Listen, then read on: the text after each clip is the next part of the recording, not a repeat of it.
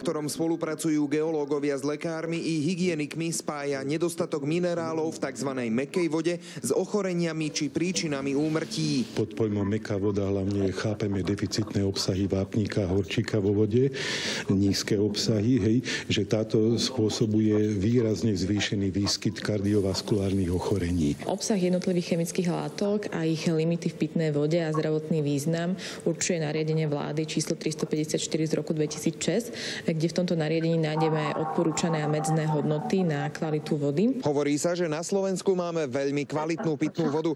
Žiaľ, neplatí to na celé územie našej krajiny a to sa potom odráža aj na zdravotnom stave obyvateľstva. Údajne najhoršie sú na tom v Krupine a v Detve. Nemôžeme a nedokážem to tvrdiť, že sú ohrození, ale naše výsledky jednoducho svedčia o tom, že ľudia majú možno o 50, možno o 80% zvýšený výskyt kardiovaskulárnych ochorení, možno o 30 do 50% ochorení onkologických, možno o 70% úmrtnosti na tráviacu sústavu a tak ďalej. O nedostatku vápnika a horčíka vo svojej vode Krupinčania toho veľa nevedeli, no tvrdia, piť sa ju nebojíme. Aj malému dávam síce prevarenú, ale z vodovodu. My doma máme konkrétne vlastnú studňu. Ja vodu nepijem. Ale tá voda je mrzká, veď toto sa nedá piť.